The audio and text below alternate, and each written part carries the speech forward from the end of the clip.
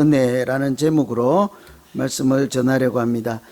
다 아시는 대로 최근에 뉴스 보도에 따르면 러시아 우크라이나 전쟁이 1년 넘게 계속되고 있는데, 안타깝게도 우리 형제 자매들이죠, 북한의 어린 군인들이 참전하게 되었다는 뉴스가 있었습니다.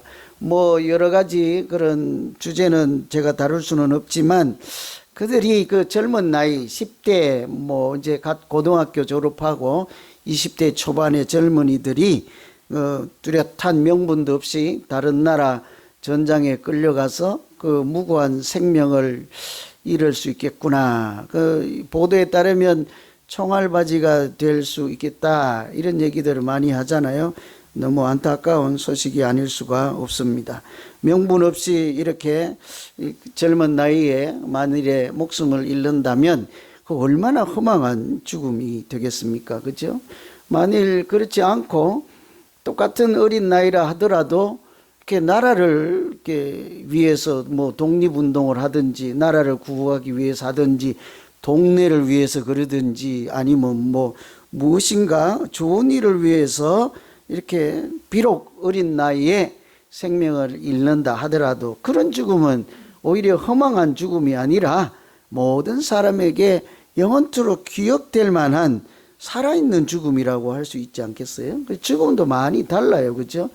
여러분, 유관순 독립투사가 몇 살에 죽었는지 아세요? 순국이죠? 몇 살이었습니까? 오, 잘 아시네요. 18이에요. 그런데도 우리 어때요? 영원히 살아있는 분이잖아요. 그죠? 우리 민족이 있는 한 영원히 살아있으니까 그 어린 나이의 죽음이라고 해도 결코 헛되지 않고 의로운 죽음이죠. 나라를 위한 거룩한 죽음이죠. 그래서 어떤 사람들은 우리가 잘 살아야 하지만 오히려 더 중요한 것은 뭐겠어요? 잘 죽는 것이다 그러죠. 안 아프고 그렇게 쉽게 죽는 거, 그런 얘기 하는 거 아니에요.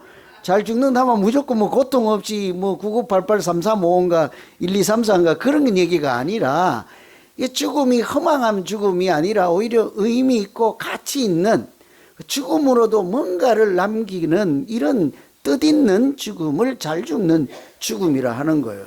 그죠? 그래서 우리가 잘 사는 것은 뭐 하기 위함이에요? 잘 죽기 위함이죠. 죽어도 허망하지 않는 죽음 되기 위해서 지금 잘 살아야 하는 것이지 않겠습니까? 제가 이런 주일 아침부터 말씀드리는 것은 오늘 말씀 내용이 뭐예요? 예수님의 죽음에 대한 말씀이잖아요. 영혼이 떠나가시니라. 예수님께서 십자가에서 운명하시는 그런 말씀이 있지 않습니까? 그래서 말씀을 드려요. 십자가에 달리신 고통과 죽음은 동일하게, 물 좀 떠다 주세요. 이렇게 이루 말할 수 없는 슬픔과 애통함이 있지만 아무도 십자가에 달리신 예수님의 죽음을 허망한 죽음이라고 하지 않습니다. 그죠? 오히려 신학자 윌리겐 몰트만이라는 사람이 있는데, 이 사람은 예수님께서 십자가에 달리신 죽음을요 이렇게 얘기를 했어요. 잘 들어보세요. 십자가에 달리신 하나님, 이게 책 이름이에요. 책 이름. 제가 신학교 다닐 때 신학교에 왔는데 아주 유명한 희망의 신학자라고 해서요, 책 이름이 십자가에 달리신, 제가 가로하면 여러분이 한번 붙여보세요. 그거 뭐라고 해야 됩니까? 원래는 십자가에 달리신 예수님이어야 되는 거죠. 그런데 이분이 그 책에다 제목을 뭐라고 붙였다고요? 십자가에 달리신 하나님이라 했다고요. 예수님의 그 죽음, 십자가를 이분처럼 그렇게 잘 설명한 분도 드물죠. 아주 통찰력 있는 신학적 해석이라고 할 수 있습니다. 그 말씀은 곧 십자가는 헛된 죽음이 아니라 하나님께서 우리를 구원하기 위해서 하신 특별한 은총이라는 것을 함축적으로 표현하는 내용이고 책 제목이기도 한 거죠. 그래서 그분이 덧붙이기를 이 한마디를 했다고요. 잘 들어보세요. 십자가를 바라볼 때 눈에 보이는 예수님만 볼 것이 아니라 눈에 보이지 않는 하나님도 볼 수 있어야 한다. 어떠세요, 여러분? 여러분 지금 뒤에 달린 십자가를 보시면 나무를 보십니까? 예수님을 보십니까? 아우, 훌륭하시네요. 저는 나무만 보셔갖고 나무가 색깔이 어쩌네, 뭐 빛이 어쩌네 이럴까봐 걱정인데, 저 나무 색깔이 중요한 게 아니에요. 그죠? 어떤 분은 또 가까워서 막 삐뚤어졌다고 나보고 뭐라 하는데 그게 중요한 것이 아니에요. 나무가 삐뚤어졌다고 해서 예수님이 삐뚤어졌겠습니까? 아닌 거예요. 그런데 더 중요한 건 뭐라고요? 거기 눈에 보이는 예수님만 볼 것이 아니라 누구를? 하나님을 같이 보셔야 된다는 거죠. 그래서 오늘은 예수님의 죽음에 대한 말씀을 통해서 그의 죽음의 의미가 무엇이고 뜻이 무엇이고 또 하나님께서 십자가 위에서 우리에게 주신 사랑과 은혜가 무엇일까, 이런 것을 같이 한번 살펴보시고 우리 믿음 생활에 도움이 되기를 기원합니다. 이 예수님은 십자가 위에서 우리 모두를 위한 대속 제물이 되어 주셨습니다. 그것이 하나님의 은혜죠. 대속, 속죄, 이런 단어가 참 성경을 읽는데 어려운 문제예요. 그죠? 그런 단어를 우리가 평소에 잘 쓰지 않으니까 그런 건데, 50절에 보면 예수께서 다시 크게 소리 지르시고 영혼이 떠나가시니라. 예수님께서 이제 운명하셨다는 거죠. 그런데 이 십자가에 달리신 예수님의 죽음을 가장 잘 설명하는 것은 교회 다니는 사람은 한번 이 정도는 기억해 둘 필요가 있어요. 이사야 53장이에요. 거기 보면 이렇게 얘기를 했죠. 우리는 다 양 같아서 그릇 행하여 각기 제 갈 길로 갔거늘 하나님께서 우리 모두의 죄악을 그에게 담당시키셨도다. 이런 설명이 있어요. 이만큼 십자가를 잘 설명하는 성경 말씀도 없지요. 죄는 우리가 지었는데 하나님이 어떻게 하셨다고요? 우리의 죄의 값을 그 예수님에게 물으셨다, 지우셨다. 왜 짐을 등에 지운다처럼 그렇게 담당시키셨다. 그렇게 얘기를 하는데, 이것을 이제 좀 어려운 단어로 속죄, 대속해서 예수님의 죽음을 대속 제물이라 이렇게 하는 것은, 죄는 우리가 지고 허물은 우리가 있는데 그 죄의 값을 예수님께서 갚게 하셨다. 하나님의 아들이신 예수님이 갚게 하셨다. 그렇게 설명을 하죠. 그래서 우리도 예수님을 이렇게 별명이 여러 개 있잖아요. 그죠? 뭐 나사렛 예수도 있고 여러 가지가 있는데 그 중에 하나가 유월절 어린 양이라고 하잖아요. 오늘 말씀과 같은 거예요. 유월절 어린 양이라고 하는 것은 양이 자기 목숨을 제물로 바침으로 그 제물을 드린, 제사를 드린 사람은 어때요? 죄 사함을 받는 제사 방법이지 않겠습니까? 그래서 하나님이 우리가 죄를 지었는데도 그것을 우리에게 묻지 아니하고, 사실은 우리가 갚을 수도 없는 거죠.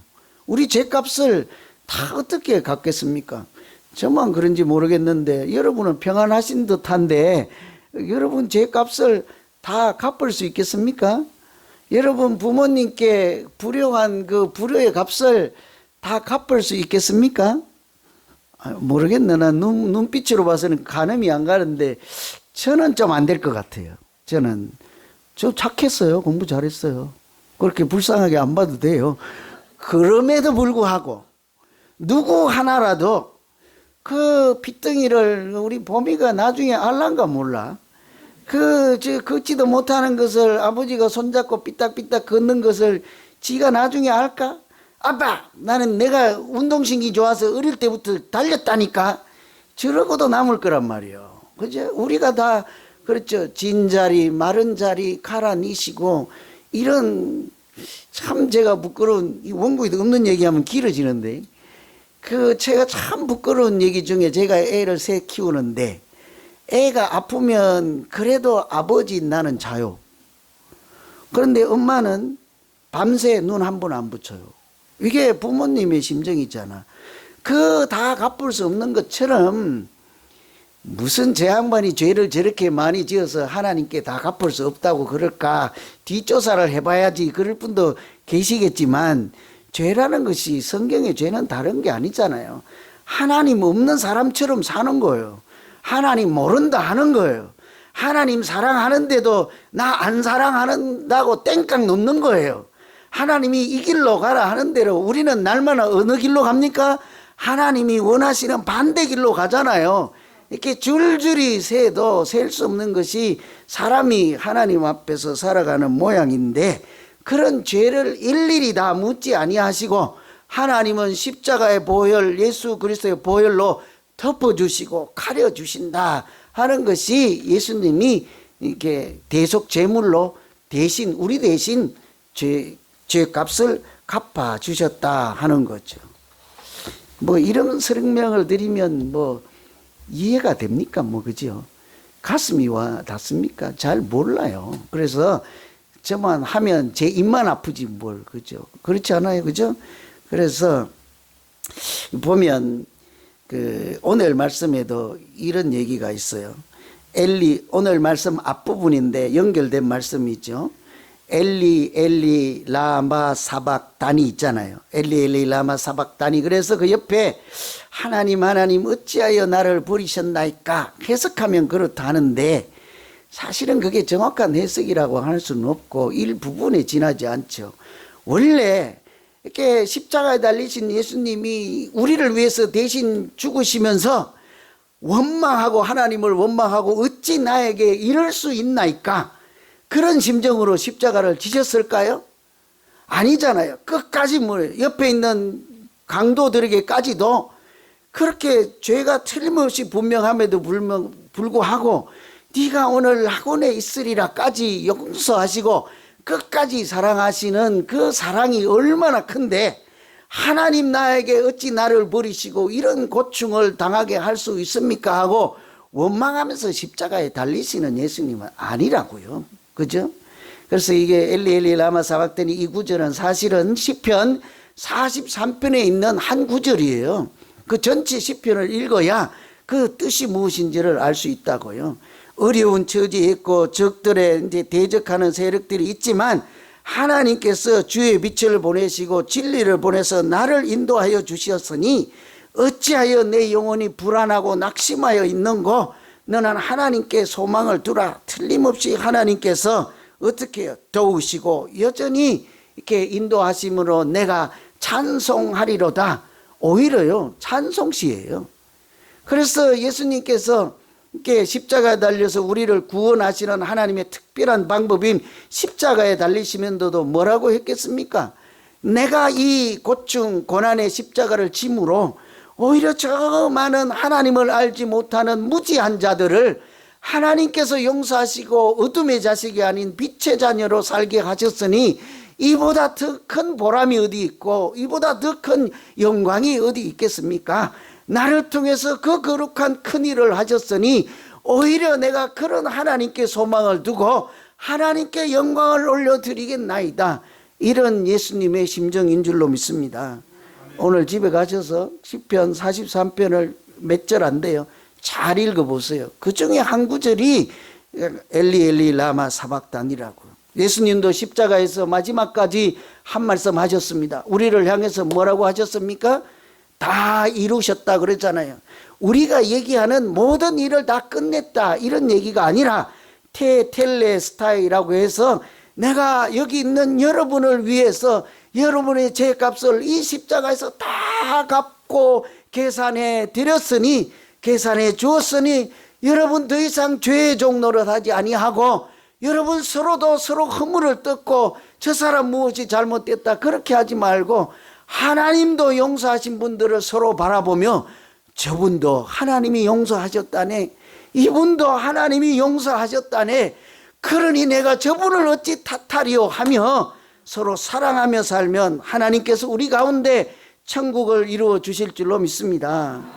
이렇게 만들어 주신 십자가가 대속제물의 십자가이지요. 우리가 지식으로는 이런 것을 잘 몰라요. 그렇죠? 하나님이 깨닫게 하시고 믿음으로 볼 수 있게 하실 때만 아멘 할 수 있는 거예요. 여러분 지금 조금 전에 아멘 하신 분들요, 이해해서 아멘 하는 게 아니에요. 하나님의 은혜로 아멘 하는 거예요. 옛날에 미국 사는 선교사님들이 이렇게 알래스카 에스키모 원주민들이 이게 살 때 이제 복음을 전하러 갈 거 아니에요. 그런데 가가지고 저처럼 이렇게 어눌한 말투로 앞뒤도 잘 안 맞고, 저도 잠을 못 자 토요일에. 그러니까 제정신이 아니에요 지금. 용서하고 들으세요. 그러니까 감안하세요. 주일날은 제정신이 아니에요, 저도. 그래서 이제 하면 잘 모르잖아요. 그런데 거기 가서 보니까 에스키모 원주민들이 곰을 잡는 것을 보니까 한 사람이요, 곰 앞에 바짝 가서 곰을 건드리는 거죠. 곰을 화나게 하면 곰이 이제 누워 있다가 벌떡 일어서고 이렇게 일어서면 이제 두 팔을 벌릴 거 아니야? 그러면 뒤에 있는 기다리는 사람들이 활을 땡기든가 창을 찌르거나 해서 여러 사람이 합동해서 곰을 잡는데요. 그때 가장 안타까운 일이 뭔지 아십니까? 맨 앞에 있는 사람은 자기 목숨 곰에게 주는 거예요. 그 창 한번 찔린다고 곰이 바로 죽나요? 안 죽잖아요. 그럼 앞에 있는 사람은 희생 제물인 거예요. 자기가 한 명이 죽음으로 그 부족의 동포들이 생량을 구하고 이렇게 살게 되는 은혜를 누리잖아요. 그런 광경을 보고 선교사님들이 예수님을 이렇게 잘 설명할 수 없으니까 뭐라고 했는가 하니, 예수님은 착한 사냥꾼과 같은 분이 올시다. 이렇게 사람들이 뭐래요? 금방 알아들어요. 금방.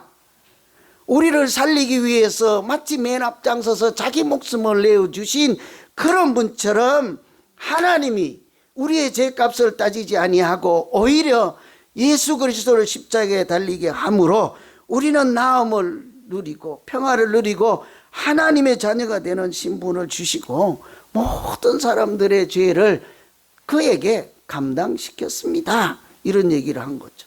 여러분, 다른 여러 얘기할 것 없이 구원받은 자고 용서받은 자고 죄사함 받은 사람이 믿음의 사람들이지 않겠습니까?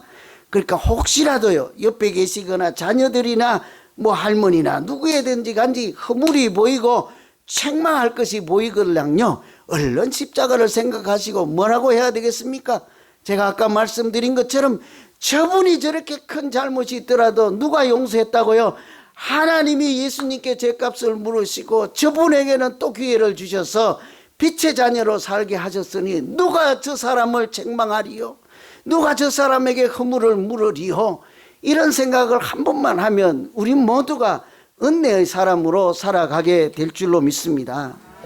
예수님이 우리에게 하신 일 때문이죠. 두 번째는 51절에 우리가 한번 읽어볼 필요가 있겠습니다. 이에 성소 휘장이 위에서부터 아래까지 찢어져 둘이 되고 땅이 진동하며 바위가 터졌다. 예수님께서 십자가에 우리의 죄값을 다 이렇게 갚아주신 결과로서 어떻게 됐다고? 우리는 하나님과 화목하게 된 줄로 믿습니다. 이게 화목하다 하니까 뭐라고 할까요? 이렇게 분위기가 좋다 이런 표현이 아니라, 화목이라고 하는 것은 관계가 단절되어 있고 하나님으로부터 멀어져 있고 하나님으로부터 떨어져 나간 그런 사람들을 다시 관계를 회복해서 하나님을 만날 수 있게 하시고 하나님께 나아갈 수 있게 하시고 하나님과 대화할 수 있게 하시고, 내가 말씀드리면 하나님이 들어주시고 내가 하나님을 아버지라고 부를 수 있게 하셨다, 이런 표현이라고 할 수 있습니다. 그래서요, 히브리서 10장에는 이렇게 십자가를 설명하고 있죠. 잘 들어보세요. 그대로 읽어드릴게요. 그러므로 형제들아, 우리가 예수의 피를 힘입어 성소에 들어갈 담력을 얻었나니 그 길은 우리를 위하여 휘장 가운데로 열어놓으신 새로운 살 길이요 휘장은 곧 그의 육체니라. 이 십자가에 달리실 때 성소의 휘장이 위에서 아래로 쭉 찢어졌다 하잖아요. 그죠? 이것도 옆으로 안 찢어지고 왜 위에서 아래로 찢어졌죠? 땅과 하늘을 연결해 주는 것이지 않겠습니까? 원래 성소와 지정소라는 개념은 여러분이 앉아있는 자리하고 십자가가 있는 자리하고 중간에 제가 서 있는 자리에 막이 있어요. 천막. 그 뒤로는 아무도 들어갈 수가 없어요. 1년에 제사장이 한 번 들어갈 수가 있는데, 십자가에 달리시는 그 순간에 그 휘장이 위에서 아래로 찢어져서 어떻게 해요? 여기 있는 모든 사람들이 이제 땅에서 하나님께 나아갈 수 있는 담력을 얻었다 하잖아요. 그래서 예수 그리스도를 우리는 진리의 길이라 하고, 오늘 여기 히브리서 말씀에 뭐라고 그래요? 다시 우리를 위해서 열어주신 새로운 길, 생명의 길이라 그렇게 부르게 된 줄로 믿습니다. 예수님이 우리가 하나님을 만날 수 있는 자기가 길이 되어 주신 것이죠. 그래서 우리는 더 이상 죄 때문에 하나님 앞에 나가서 불안에 떨지 않고 담대히 하나님 예수 그리스도 이름을 불러 기도하며 하나님이 주신 그 말씀을 일용할 양식으로 그렇게 먹고 살아가는 줄로 믿습니다. 그래서요, 우리가 로마서에 보면 원수 되었을 때 아들의 죽으심으로 말미암아 하나님과 더불어 화목하게 되었다, 이렇게 설명하기도 하죠. 여러분, 사람이 죄를 지으면요 어때요? 하나님 앞에 나아갈 때 불안하고 걱정스럽고 이렇게 두려운 마음이 있기 마련이죠. 요즘 여러분 마음이 평안하십니까?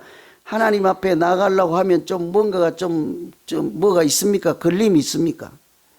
이 하나님 앞에 나갈 때 죄가 있으면 뭔가 마음이 안 편해. 뭔가 두려운 마음 있잖아요. 여러분, 창세기에 아담과 하와가 죄를 지었을 때 하나님이 불었을 때 어때요? 하나님 아버지, 좀 어린아이 입장에서 보면 하나님 아빠 나 여기 있어요, 이렇게 대답하지 못했다고요. 어떻게 했습니까? 나무 뒤에 가서 숨어버리죠. 자기가 지은 죄가 있으니까 떳떳하게 하나님 앞에 나갈 수 없는 것이 죄 있는 사람의 당연한 양심의 모양이지 않습니까? 그런데 예수님이 그것을 다 해결해 주시고 은혜의 보좌 앞에 나갈 담대함을 주셨다 하잖아요. 믿음의 은혜를 주신 것이지요. 그래서 우리는 십자가의 피로 화평케 되신 줄로 믿습니다. 그래서요, 하나님이 골로새서 1장 20절에 이렇게 얘기를 해요. 그의 십자가의 피로 화평을 이루사 만물 곧 땅에 있는 것들이라 하늘에 있는 것들이 그로 말미암아 자기와 화목하게 되기를 기뻐하심이라. 이게 하나님 마음이죠. 제가요, 십자가 이렇게 머리 아픈 얘기하면 다 주무실 줄 알고 재미있는 얘기 하나 찾아왔으니까 잘 들어봐요. 주무시던 분들 깨시고 잘 봐요. 아까는 에스키모의 복음을 전하는 실제로 선교사에 있던 얘기요. 이번에는 뉴기니아라고 하는 섬나라에서 있던 캐나다 선교사님 책에 실제로 이분이 겪었던 이야기요. 1950년대, 1960년대가 얼마 안 됐잖아요. 그죠? 그때까지만 해도 사실은 지구 도처에 신석기 시대처럼 원주민들이 살고 우리는 설마 하지만 식인종들도 있고 그런 때였대요. 거기에 가서 선교사님이 복음을 전하는데 이 사람들도 서로 맨날 전쟁하고 막 그러다가 이 살아가는 게 맨날 평화가 없고 그러잖아요. 그 어느 부족 추장이 다시 전쟁을 임박해서 싸우면 몰살당했구나 하고 직감을 하고 국리 끝에 자기 아들 6살 된 애를 있잖아요, 상대방에게 넘겨주는 거예요. 얘를 담보로 줄 테니 우리 더 이상 싸우지 말자. 만일 우리가 공격하면 우리 아들 죽여도 좋다. 이렇게 평화조약을 맺는 거죠. 그래서 더 이상 싸움을 하지 않는 것을 보았대요. 그 원주민들은 그 아이를 Peace Child라고 그래요. 평화의 아이라고 불러요. 그게 이분이 쓴 책 이름이기도 해요. Peace Child, 평화의 아이. 그것을 딱 보고 십자가를 설명할 길이 없으니까 뭐라고 하는 거 하니, 아까는 에스키모에 가서 뭐라고 했습니까? 예수님은 착한 사냥꾼, 맨 앞에 갔던 사냥꾼 같습니다 했대. 여기는 이번에 여러분 내 말 좀 들어보십시오. 제가 말씀드리는 그분은 여러분이 더 이상 화해의 아이로 상대방에게 내어줄 필요 없이 하나님이 그 아들 대신 하나님의 아들을 우리에게 평화의 아이로 보내주셨습니다.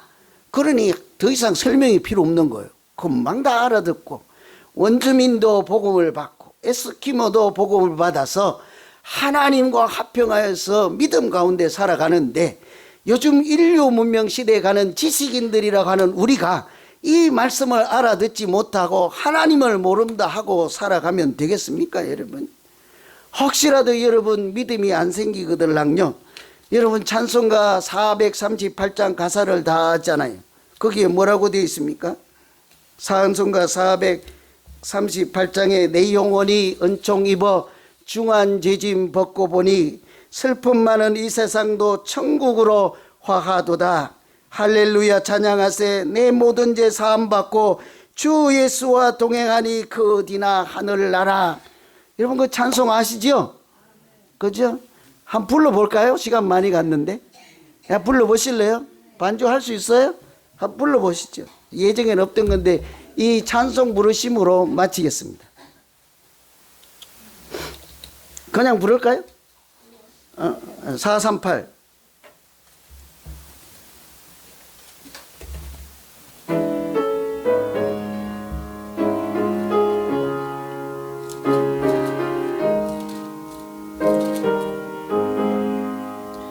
내 영혼이 은총 입어 중환죄짐 벗고 보니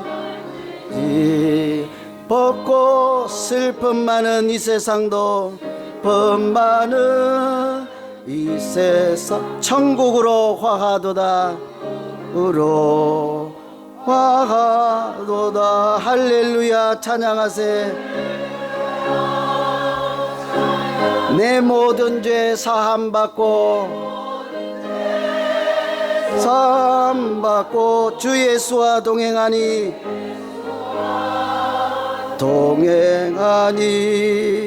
그 어디나 하늘나라. 아멘. 이 찬송이 우리 모두의 고백이 되기를 간절히 소망합니다. 기도하겠습니다. 하나님 아버지,